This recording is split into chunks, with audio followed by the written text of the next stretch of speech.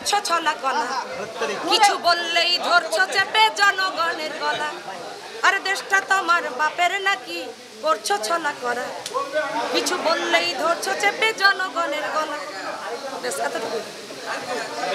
আমার voice totally বসা। আমি ইথুন বাবুর কথা বলেছি। হ্যাঁ, গীতিকার ইথুন বাবুর, সঙ্গীত পরিচালক ইথুন বাবুর কথা বলেছি। ঠিক আছে, যে উনি বাবু যেহেতু আপনাকে দিয়ে গান করায়নি, আপনি ইথুন বাবুর বিরুদ্ধে কোনো পদক্ষেপ নিচ্ছেন কিনা এটা ক্লিয়ার করেন। তার বিরুদ্ধে পদক্ষেপ আসলে এটা আমি এখনো নিজে এখনো আমি এটা নিয়ে চিন্তা করিনি। আমার তো আরো ভাবার আছে, তাই না? আমি এককভাবে করতে পারি। কিন্তু এটা আপনার হয় কিভাবে, এটা একটু ক্লিয়ার করেন। আইনের কথা, লর কথা চিন্তা করি। জি বলেন।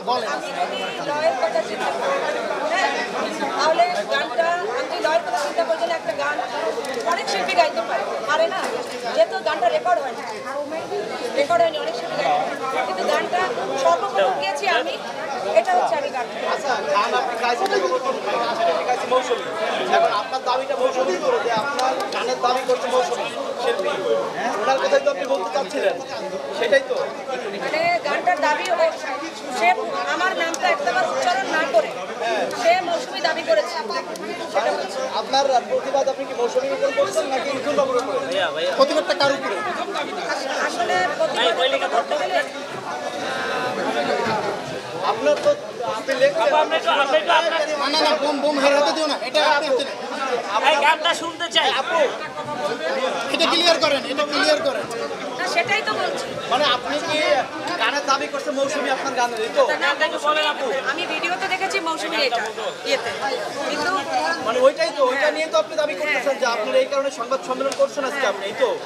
আচ্ছা, এখন কি আপনি মৌসুমী যদি দাবি করে গান, আপনি কি কোনো আইনগত ব্যবস্থা নেবেন কিনা?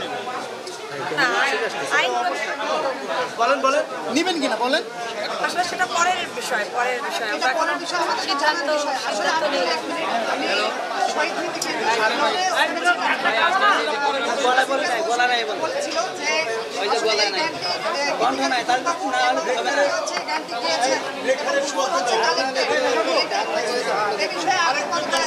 ও আচ্ছা, তাহলে ক্যামেরাটা তো ওনার কাছেও রাখা।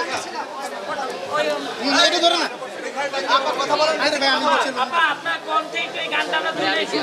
আচ্ছা আপু, আপনি এটা দুই কলি গানটা গীত হবে আপনার, যেহেতু আপনি গিয়েছিলেন, আপনি কন্ট্রোল আপনি গান বলেন।